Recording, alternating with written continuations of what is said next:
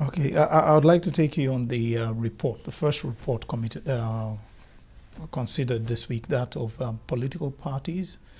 How did you find that report? Well, with men like Chief Olufalaye and Professor Jerry Ghana, experienced, endowed, knowledgeable, being co-chair of the committee, and very well endowed Nigerians in the committee, I didn't expect less than what we saw. I put my name down to commend them, but I wasn't called, and I didn't want to push for it. If there was anything that I thought was not well addressed in that report, it was pre-election criminal trials. They did qualifications and disqualifications. Item 3.1, I think, is on page 27 or so, because I was ready to speak on it. Qualification and disqualification, they limited themselves to issues of educational qualification and taxation. And then they progressed in the report to deal with issues of disqualification in case they find anything funny. But those disputes they were addressing were post-election disputes.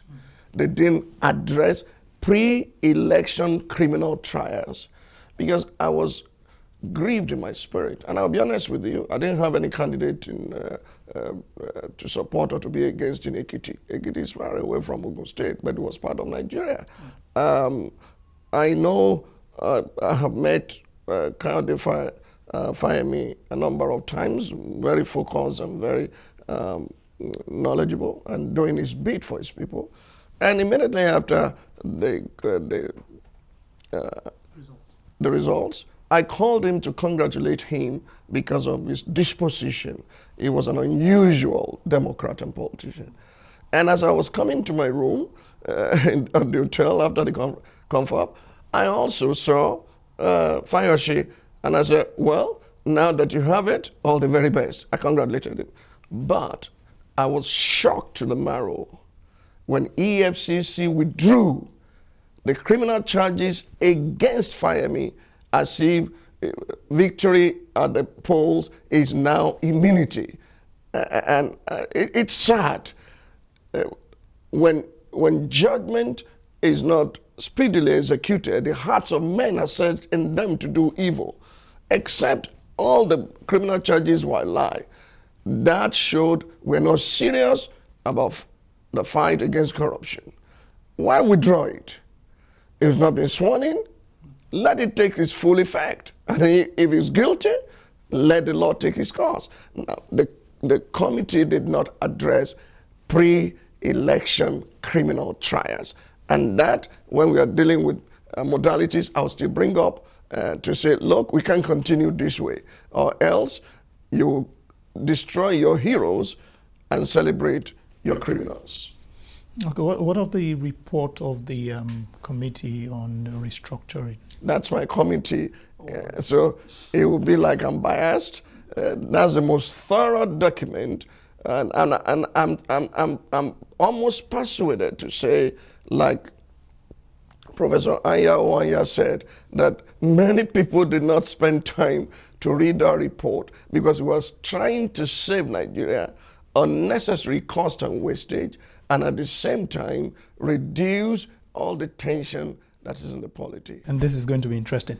I'm very interested in the 18 states proposed, the 18 new states proposed. And I'm wondering, I think one of the first things a lot of people expected from this conference was a reduction in the cost of governance. And then your committee comes up and proposes 18 plus 1, the one for the northeast. No, southeast. Southeast, and then 18 spread generously. And I'm like, is this not going back? Now, that's what I mean by people do not read our report. We didn't recommend 18 states. Okay. We said we received proposals for these states, and we need to let you know what proposals we received. We didn't say create 18 additional states. What was the position of the committee? The committee is pretty straightforward. Parameters were set. Okay. Anyone agitating for states or a group of people agitating for states that meet this parameter, that's like the camel going through the needle's eye, it will have a state. Let me be honest with you. This is personal opinion. I didn't come to the conference, and many of us didn't come to the conference to create more states. Most of the states we have are not viable. They're weak. They are parastatals of the federal government. They only come to Abuja to collect the dough once a month, if I may use the word. And you hardly see significant development, infrastructure, otherwise in their states. Do you understand me? So when we were coming here, we came with a very strong position that let's go back to the golden era of the regions. We do not need to call them Western region, Southern, Eastern region, or Midwestern region anymore, because we have gone beyond that. As God will have it, previous conferences had given us the idea of geopolitical zone. Let the zones become the federating units. And some individuals just got up, it's not in the Constitution, and therefore it's not recognized by law. I have a lot to say on that, because that is what I call dubious self-denial. We're afraid of geopolitical zones, whether they like it or not. I foresee a generation that will rise up and say, wait a minute, all these states were created by the fiat of the military. Either the military or the people will come together and say, we are reversing this trend because we are wasting resources. Sir Ahmadu Bello presided over the entire North, now made up of 19 states, from Kaduna. He has only one commissioner of education. Now you have 19. He has only one commissioner for agric. Now you have 19. And you keep on building governor's lodge everywhere and there, wasting resources that are uncalled for. Look at the Southwest. Chief Obafemi Awolowo presided over a Western region that is now made up of at least 8 states, including back then Edo State and Delta State, and the 6 that are existing now. He presided, so there was only one commissioner for education there. Now, we have multiplied commissioners of education who have destroyed education. And we're threatening to add more. It's nothing but, let me be considerate of other people's opinion and not really categorically call it madness. It's close to it, because you can't build a nation the way we are doing. But right now, we're observing that among the amendments or some of the recommendations proposed by the conference, there's still this issue of, in some points you say yes, give some power to the states. In some other issues, you still say let it be with the center. Well, you know, where the rubber will meet the road is on Monday. Let's wait for the Committee on Devolution, their report.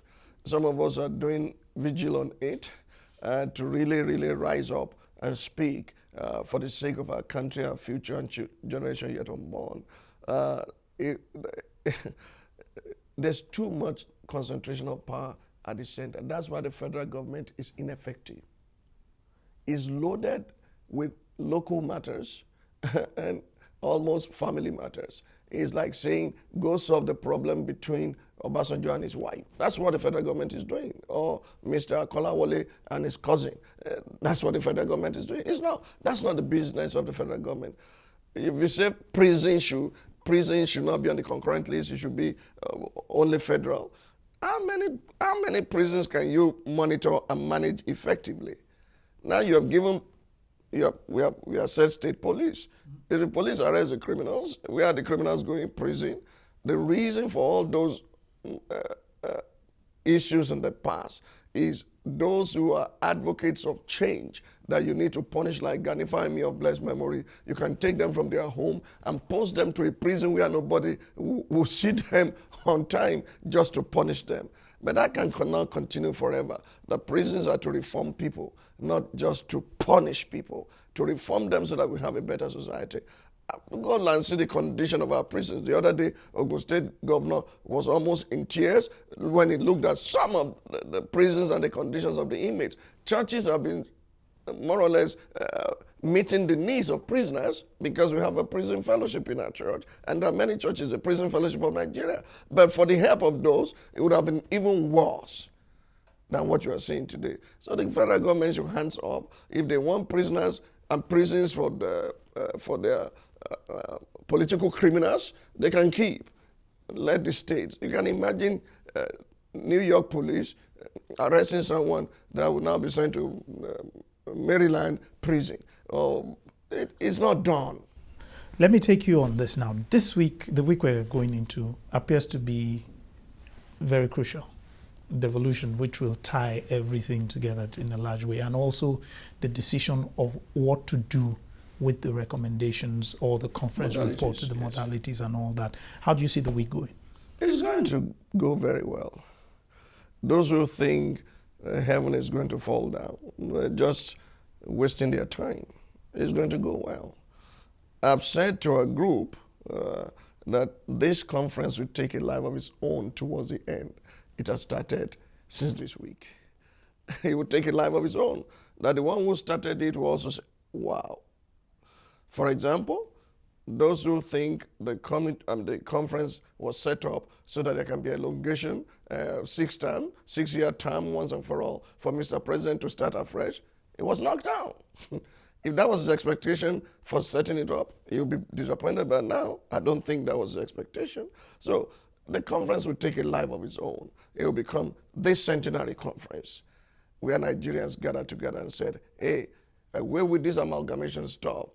Nothing good, well, something good had come out of it, but not integration of our people and not reconciliation of our people. Because the word amalgamation itself, amalgam simply means the welding together of two metals. You are talking of humans, not just schools, not just corporations.